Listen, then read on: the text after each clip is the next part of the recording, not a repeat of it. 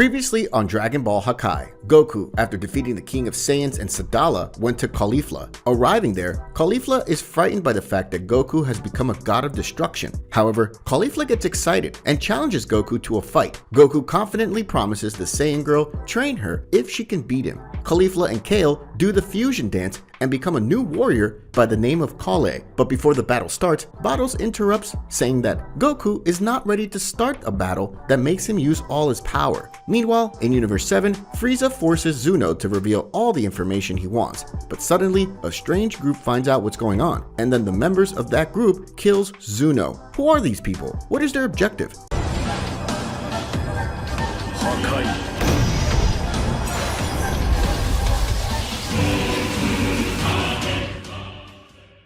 Episode 10, The Ancient God of Destruction. The 12 universes are in danger. Episode 10 begins in Universe 6, with Vados and Goku traveling through space. Goku says, "Can we visit Universe 7? I would like to know how things are there." Vados spies something on his staff and says that apparently at this moment, Beerus and Whis are on Earth enjoying the most delicious foods. They are on a boy's birthday party. Hearing this information, Goku decides, so it's decided, let's go to Universe 7. Planet Earth, Universe 7. All the Z-Warriors and their friends are gathered at Capsule Corporation for Trunks' birthday. Everyone is sitting around a table eating very delicious food. Everyone is silently enjoying their food when suddenly Goku and Vados enter Universe 7. Vados warns Whis that they are arriving on Earth. Whis immediately warns Beerus and everyone at the party about Goku's arrival. A few minutes later, Goku and Vados finally arrive in Earth's solar system. When this happens, Vegeta and Beerus feel a very powerful ki approaching. Vegeta says, "Kakarot is coming." Everyone in the place is excited for Goku's arrival on planet Earth, but something was apparently different with him. He was more serious than usual. Bulma, noticing something different about Goku, goes to him and asks if he's okay, but the one who responds is Vados, saying they needn't worry, Goku is fine. But Whis, more perceptive than anyone, realizes what was happening and tells Goku that he has already had access to his power of destruction, which is confirmed by Vados, and she said that he only needed a few hours of training for this, which makes Beerus completely surprised and scared. He says, "You did what?" And then Goku confirms, "I've accessed my power of destruction in a few hours of training, but I still don't control almost anything. Every time I try to use this new power, I end up losing control." Beerus says, "Do you think the energy of destruction is something simple? It takes a lot of training to master. That's why you're still light years from my power." But Whis, laughing, adds, "I don't think so, Lord Beerus. Lord Goku was able to access the power of destruction much faster than you." But Beerus, annoyed, scolds the angel. "Shut up, Whis. Nobody asked you anything." Goku, surprised, asks, "Is this serious? Was I faster than Lord Beerus?" Vados confirms the information, saying that both Beerus and Champa were only able to get in touch with the energy of destruction after months of training. Upon learning about Goku's new power level, Vegeta feels uncomfortable and decides to leave the place, flying away. Goten and Trunks, who were playing around the house, see that Goku is there. Goten, seeing his father there, ran to him in high spirits. Talking to his father, Goten asks if he has become stronger, and Goku says yes, and also asks if his son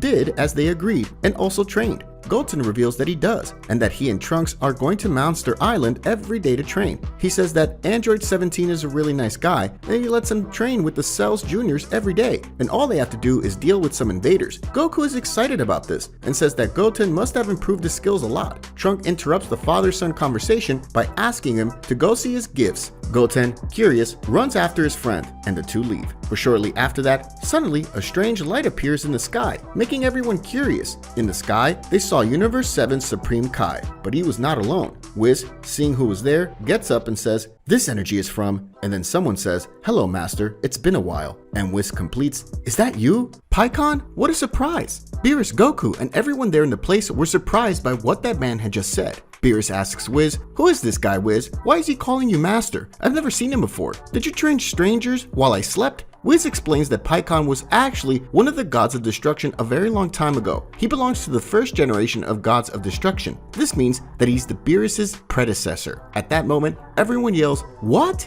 Goku goes to Pikkon and says, "Is that true? So you are also a god of destruction?" Pikkon politely responds, yes, but that was a long time ago. Goku insists on the questions, but if you came from a time before Lord Beerus, how are you still alive? Shouldn't you have lost your immortality when you stopped being a god? Pikkon says yes, he's actually already dead. So Goku, rather awkward as usual, continues with the interrogation, asking where Pikkon's halo was. Before Pikkon answers that question, Whis interrupts, asking him a much more relevant question. What's going on, Pikkon? Why did you show up just now after all these years? The ancient god of destruction replies, unfortunately, my motives are not good. Everything indicates that the celestial mages managed to free themselves, and I would venture to say that they came back with their plans. So before the worst happens, I came to ask for help from the current god of destruction of this universe. Whis, with a worried expression, says, so it finally happened. It was sooner than I expected. Beerus gives his answer to Pikkon saying, Pikkon, right? I don't know who these mages are, I don't know how you're alive, or why you want my help.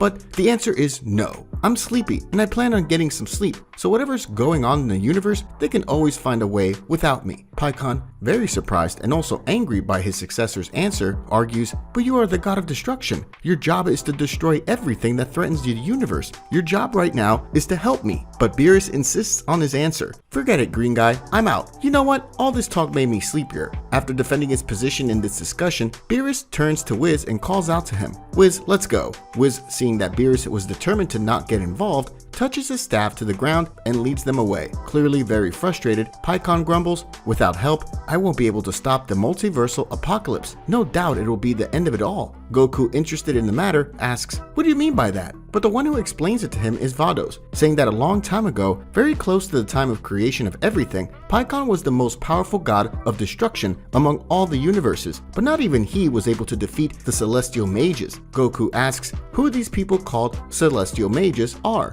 This time, Pikkon explained. Celestial mages are gods from another realm. They've been around since before the creation of universes. They're extremely powerful. Piccolo, who was there listening to everything, comments, for a god of destruction, you're too scared of these guys. Are they that strong? The ancient destroyer answers, for you to understand, if one of them was participating in the tournament of power, the tournament would certainly have ended in a few minutes. But the worst is not the mages, but their plan. Goku asks what their plan is. Pikkon explains that before the universes were created, the celestial mages lived in another realm. In that place, there was an extremely powerful being called Zarat, who was a supreme deity in that place. But when the universes were created, Zarat came to this realm and tried to take control of everything. Being a creature from another realm, Zeno's powers did not affect Zarat, so it was necessary for the dragon god to be summoned, and with the help of the Dragon Balls, Zarat was trapped in a deep sleep forever. After that, Zarat's chief servants, the 5 great celestial mages, came to this realm with the aim of bringing their lord back. To do this, they needed a massive amount of energy, but in that era, Pikkon, managed to stop their plan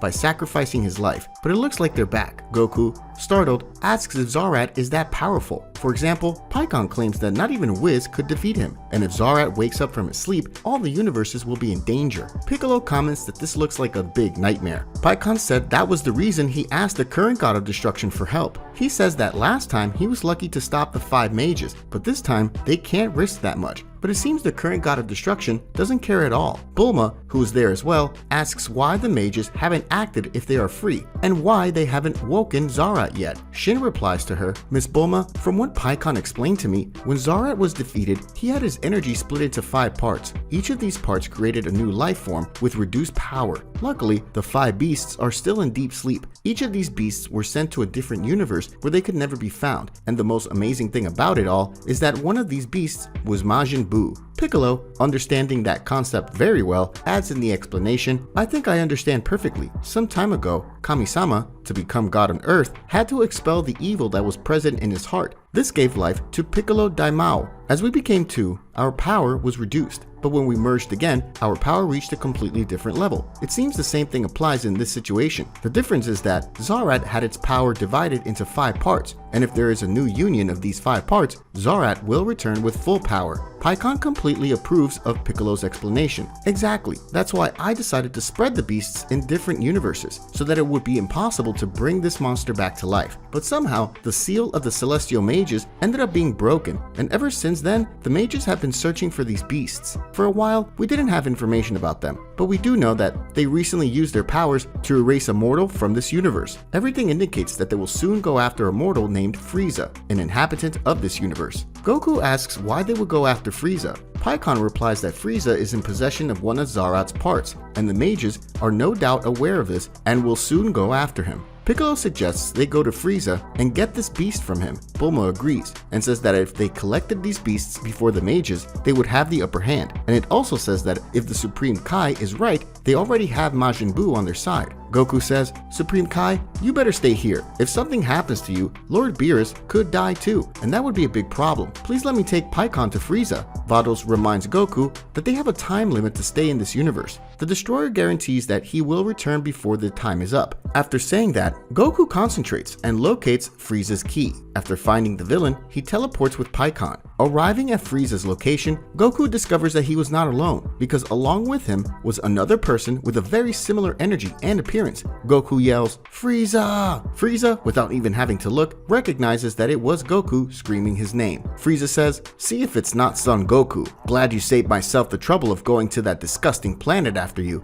But when looking at Goku, Frieza completely undoes his carefree posture and yells, "What? Is he now a god of destruction?" But Pikkon, uninterested in their personal rivalry, says, "So you're Frieza. Now I understand how Nikki, Ginger, and Sancho were defeated. You are not an ordinary person." Confused, Frieza asks who he was, and if he was a Namekian. Pikkon responds by saying his name, and that he was the boss of those Frieza killed in the demon realm. Frieza, with much disrespect, said that those guys were useless, so if Pikkon was their leader, he is just a green worm. Goku asks Pikkon to leave Frieza in his charge, as he has faced Frieza a few times before and knows his fighting style. After hearing Goku saying that, Frieza tells Cooler it's time to use that thing. Cooler tells his brother not to order him around, but ironically, he does as his brother ordered, saying he wanted to have fun. Cooler, after concentrating his power, reveals his newest transformation, the Golden Cooler. Goku notes that Cooler is even stronger than Frieza, and this is going to be very interesting. Cooler says, "With that power, I don't care if you're a Saiyan or a god. I'll crush you like a worm."